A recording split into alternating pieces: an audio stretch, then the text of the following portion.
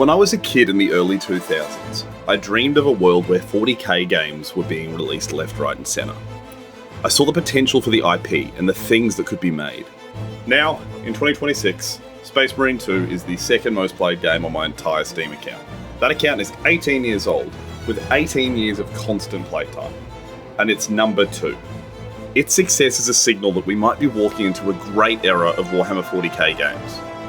With Dawn of War 4, Total War Warhammer 40k and Space Marine 3 on the horizon, every one of them is going to exist or succeed in part because of what Space Marine 2 has done. To explain why, I want to take you back, way back to when I was a kid and when Games Workshop hated money. The year was 2004, and Dawn of War had just come out. It was incredible. It was my most played game of that entire era, and the reason that I collect Necrons and Orcs to this day. But despite how incredible those games were, the company that owned the IP, Games Workshop, didn't seem to notice. Back then, Games Workshop was run by a man named Tom Kirby. His company had one belief: we make the best miniatures in the world, and everything else is a distraction. This is real. From his own chairman's letter, investors were worried that computer games would eat into the miniatures business. His response in the annual report was delisted alongside 3D printing as the year's silly panic. It's telling that some investors thought that video games might hurt GW's bottom line as much as 3D printing, which is a much more serious threat. And Kirby was right to dismiss it. But the only question he ever seemed to respond to was, will games hurt us? Not what a great game might do for them. Nobody was asking that. In the same report, and this is a direct quote, he also said that they did no demographic research, had no focus groups, and did not ask the market what it wanted. And the numbers backed that attitude. In the entire late Kirby era, every cent of licensing money, for all video games combined, was just about 2% of GW's revenue. They were fixated on the models in isolation. Though they had been licensing games since the early 90s, they just treated the entire concept as a windfall that would happen occasionally, and the attitude cost them a lot.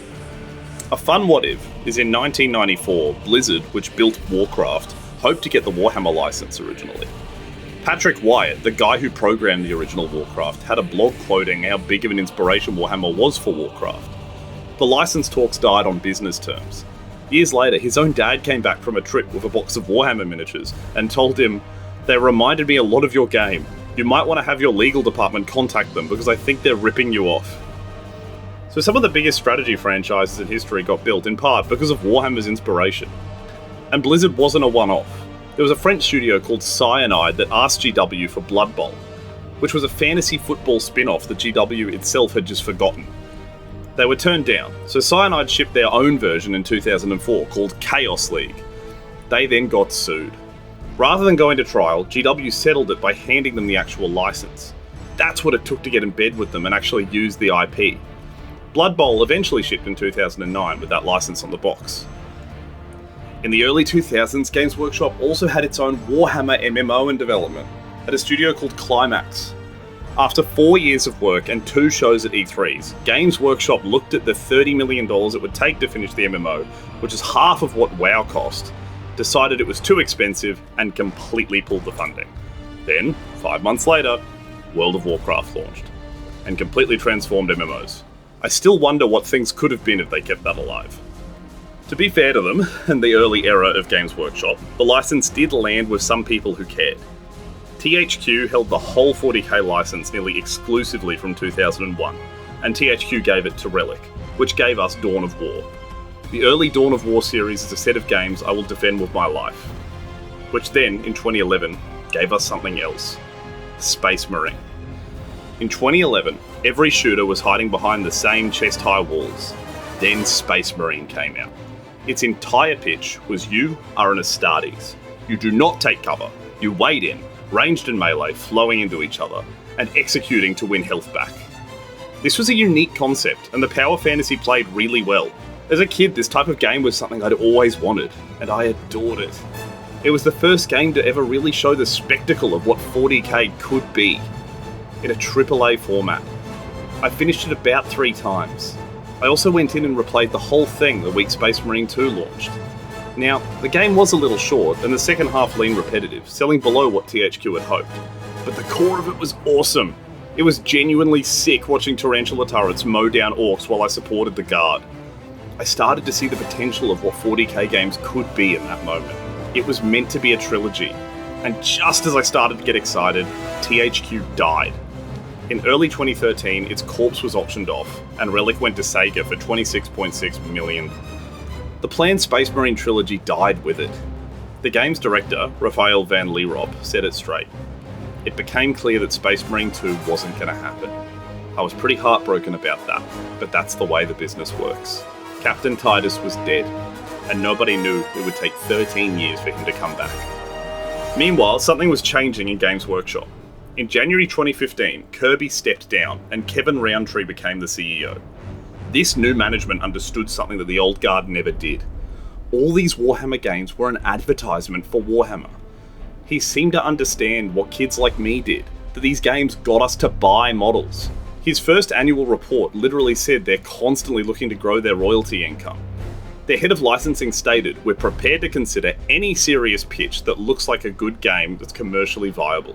In 1 year, they signed 17 new licensing deals and had 44 contracts running. Suddenly, there were Warhammer games everywhere. Some of them were really bad. Storm of Vengeance was literally a reskin of a game called Samurai Dogs vs Ninja Cats. There was a game with some potential called Eternal Crusade that I played. It promised a planetary MMO, but it never saw 1,000 players at once in its first 8 months. There was 40k chess, there was a 40k lane defense game. I played a lot of these, and most of them don't have an hour plus in my playtime. Researching into this video, I looked into the Steam reviews of roughly 21 40k games that came out on Steam between 2014 and 2020. More than half of them sit at mixed or worse today, and over a third of them don't even exist anymore. By the late 2010s, it was becoming clear to a lot of the public that Warhammer game was starting to mean shovelware. Then in 2021 at the Game Awards, Titus was back. When it was announced, a lot of people saw that the developer was Saber Interactive, and didn't know who they were. I'd been lucky enough to play a lot of World War Z, which was one of their previous games. I put a lot of hours into its Horde mode, which did something I'd never seen. There were hundreds of zombies on screen at once, and this tide of bodies would roll towards you over walls. It was really cool. I immediately understood how that could be used in this setting. And it turned out that word for word, that was how they sold it to Games Workshop. The creative director told the story that World War Z was the pitch.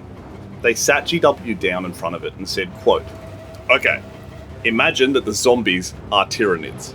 It had the same game director as well, and his stated goal for the sequel was basically a promise to 2011 me. But they wanted to make the perfect sequel. Everything that was missing from THQ going under, and the trilogy being scrapped. And they delivered. They delayed a full year to polish it, and while developing, they had to buy themselves out of a collapsing empire that owned them. On a budget, the CEO said it was a quarter of what anyone else would spend. And what we got was everything I could have hoped for. All of the systems from World War Z ported over gave me the same fantasy. The swarms were smarter than the zombies ever were. The art team made them from actual miniatures and they looked incredible. Finally, after years of Warhammer games failing and sequels flopping, one had huge potential. It had 2 million players in under 24 hours, the best launch in the publisher's entire history, and the highest concurrent player count of any Warhammer game ever. On Steam, it peaked above 225,000 concurrent players, with 1/4 of Space Marine sales beating the publisher's previous best year. It was the fastest selling game that Tim Willits had ever worked on, and he made Quake and Doom. This campaign is the most AAA thing the license has ever produced. It has blockbuster set pieces that I've wanted since I was a kid in 40k. You get to see bio-titans walking through skylines, Tyranid tides collapsing on the front line. It really felt like you were in a battle zone, which is what I always wanted more out of Space Marine 1. The design rule their creative director actually said out loud was it should always feel like you're in the middle of the biggest war zone you've ever seen. And it was all playable in 3-player co-op, start to finish. The combat felt incredible. It was a huge evolution on the first game. It was an intricate system of parries and dodges that fed gun strikes and executions to refill your armour. It rewarded you for wading deeper in. Every system pushed you to play like a Space Marine, even more than Space Marine 1. At nearly 500 hours of playing this game, I'm still learning niche things about how to be a better player. They also released an entire set of operations which acted as PvE structure that allowed you to play missions that ran in tandem with the campaign, with your friends over and over. The campaign actually had Titus talking to people who were on these missions, so they were intrinsically linked. It had a PvP mode that was decently developed, a fun story, huge customization and army painting, which is really important for this franchise.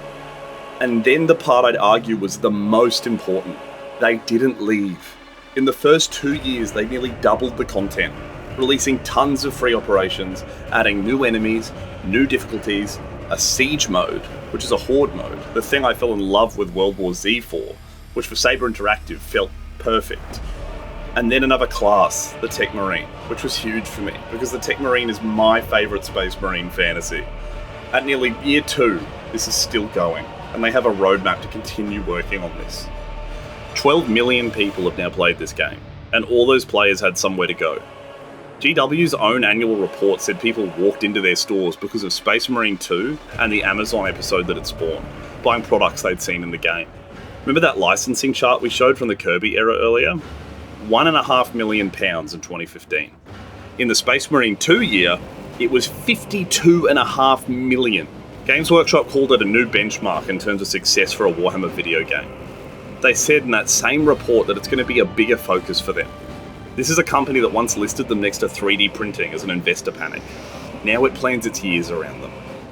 Now there are games that would have been in production nonetheless. Dawn of War 4, which I'm incredibly excited for, was greenlit before Space Marine 2 launched. GW approached King Art for that. Total War 40k had also been in the works. This was slowly coming already. But most of these were at a niche PC scale, where hundreds of thousands of sales would be a big deal. But Space Marine 2 proved that a 40k game can be one of the biggest games in the world for a month. Post 2015, games like Mechanicus proved that 40k could be good, but Space Marine 2 actually proved that a 40k game could be the reason your company has its best year. Because of this, Space Marine 3 is now going to exist, and a huge amount of players are now in the hobby, and going to give other 40k games a try because of its success. Looking back, I still remember what it felt like to be a kid, imagining what this universe could do for video games. Now, in 2026, I can't help but see how far things have come, and be at least a little bit optimistic. More good releases will just compound on this effect. In 7 weeks, Dawn of War 4 releases, and I can only hope that it meets the standard that Space Marine 2 was able to meet. So, are we actually at a point where 40k games aren't considered shovelware anymore? Or better yet, did you get into it because you played Space Marine 2 as your introduction? I would love to know below. And despite the success of my Mechanicus video, I do read all of the comments. Have a wonderful day.